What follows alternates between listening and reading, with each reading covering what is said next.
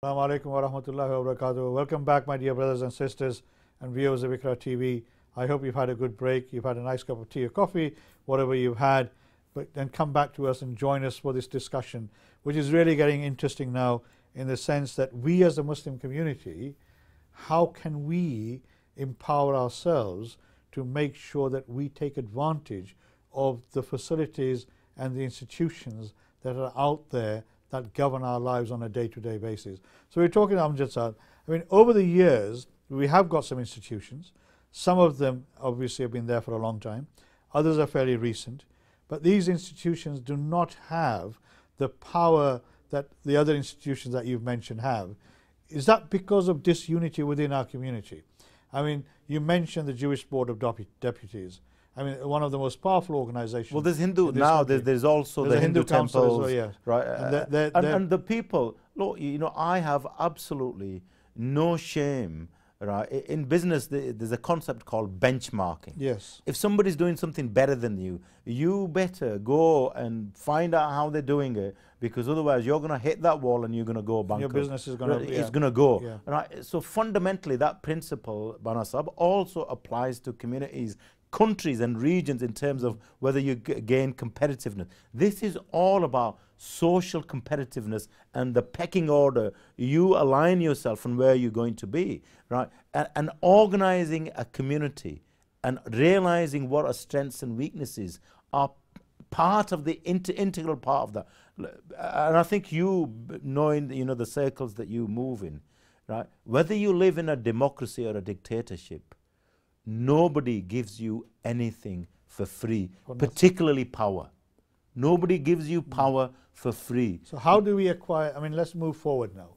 I mean, how do we align ourselves in such a way that we can acquire the power that you're talking about, you know, and get to the level that others have, you know, using the benchmark. Right, okay. I mean, certainly, if you look at the Jewish community in this country, and you compare the population of the Jewish community, yeah, no more than 300,000. 350,000 is supposed to be, you know, roughly the Jewish community. Muslim community 3 million, right? Yeah. And look what happened in the last 3-4 weeks around anti-Semitism and the Labour Party. You know, the amount of power and energy that they could muster. You know, why can't we do that? What do we want? What do we need to do? And how can our young people, you know, get the same passion, the same commitment, the same dedication that people like you showed, to try and make a difference for the rest of the Muslim community? Right. This is a brilliant question, a question that people have been trying to answer for a very long time. I'm not going to say to you that I have an answer. I've been part of a process over the last 20-25 years, working with big institutions, you know, being a board member, doing a lot of things. So I think I've learned quite a lot. Number one is you need to learn how the system works. Right. The system not only works by electing the councillors on Thursday and then electing, at the elections, your MPs, right? Those are what I call the formal structures, right, which are there on paper. That's the way in. That's the way in. Yeah. There are informal ways, right? So big business will lobby. You know, we all know about lobbying, but do we know how effective it is? You know, it is massively effective, right? So you need a resource. Well, let me just stop you there, because I was an advisor of the Home Secretary for many, many years. And I served under 7 Home Secretaries. And I remember one day I was going to the Home Office, and Iqbal Sakrani met me, and I've known Iqbal Sakrani because we both come from the same part of the world, which is Malawi. And I met him outside, and we started talking.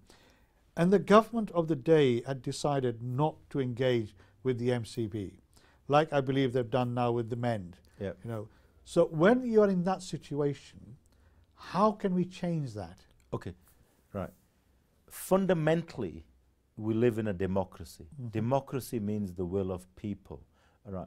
When you have so many different organizations, right, who have got no way of showing and proving that we are a representative organization. The MCB was set up by Blair government, right, in a way, because it was before Blair. No, but whatever. Actually, Blair he sidecast them completely. Right, because they wouldn't go along with his agenda. Yeah. Right. So fundamentally, it was a tool that the government needed to actually find out whether, you know, get a pulse from the Muslim community and say, well, they're backers, so you backers, we're going. So if you're saying to me, right, have we got organizations out there that are truly membership driven, right, and have studied and done the research at the heart of our Muslim problems, right? There are some who are beginning to come up, right? They're on their way. So let's go back. So the first bit is, do we understand the system, the formal institutions, right, and the informal institutions? How do you connect with power and how do you influence power? I don't think we as a community actually understand that. We understand jalsa, julus, making a lot of rolla, right, and going out there and demonstrating. That is one way of doing it. But you know, they know that after the jalsa, you know, in 2 weeks, 3 weeks, everybody will have forgotten the issue. You have not connected with the system of how you change the policies and make sure you stay on top of that. For that, you need institutions and people who need to be paid well, because these people will be educated well and they've got their own aspirations. We actually, as a community, as a Muslim community now, I feel so sorry in saying this, that there was a time in our history where we were the nation and we were the ummah that actually valued intellectualism. Definitely. Right. Now we're actually looking for, can you do this? We're looking for physicality. Right. You know, we want a Bentley, we want a big house. You know, there's nothing wrong with that. But you see, unless and until you have intellectually framed institutions which are filled with people with merit and passion, who understand their identity, who also understand how the system works, but which are supported by the mass. So if I go to the Home Secretary and say, I've got this organization, the first thing they're going to say, well, what is your process of engaging with your community? How do you represent that organization? I mean, I agree with what, you know, virtually everything you say. I mean, we as Muslims have lost, you know, the thirst of knowledge. You know, I mean, Islam created lots of science around science, astrology, engineering. You know, Muslims in the past have done that, and over the last, you know, century, 3 or 4 centuries, we've lost all that. But in terms of just stop you. India at the height of the Mughal Empire was the biggest 27% of the world's GDP belonged to Indian. Was India. Yeah, exactly. So in terms of technology and innovation, right, people talk about Britain having the first industrial revolution. We were threading cloth, right, that could go through a thimble, right, which was unbelievable. But you see, we allowed them to decimate the industry and that GDP in a way, and again we're allowing people who to decimate the community to a certain extent. This divide and rule that we, you know, I think we need to be a little bit, I think we need to be a little bit clever than that. I think we need to move away from this concept of them and us. We are stakeholders in this society. When I say them, I use it in the context of people who are power brokers. Absolutely. Not in terms of white or black. So I think I think we need to be very careful that some people don't take the misconception that we see the West or the Western kind of governments as them and we're us. No, we are stakeholders, we're British citizens, it's our right. But the thing is, we cannot expect everybody else, whether it's politicians or business people, to deliver on our behalf when we haven't got the infrastructure, right, first to say, look, these are our problems in terms of health, in terms of education, in terms of business support, in terms of whatever it is. Then we say... And do you see that infrastructure developing over the coming years? Do you see a shining light at the end of the tunnel, or do we see a situation where our young people are becoming more complacent, less engaged, less interested in politics, less interested in corporate social responsibility for the wider community? And if that is the case, what can we do to stop the rot? Right. The first thing to do is really, if I said to you, I know that situation, right, well, and I can answer that with the truthful answer, right, I would be lying, right. So to be honest with you, we've not even done the research in terms of yeah, social services have done research. In terms of education, we know we're probably 4% of the population, and nearly 15% of our population in the jails is Muslim under the age of 25. So I know these figures because somebody else has done the research, right? Who has done the actual social mapping in the Muslim community in UK? And it needs to be us. We need to finance it. We need to resource it because it's our blooming problem.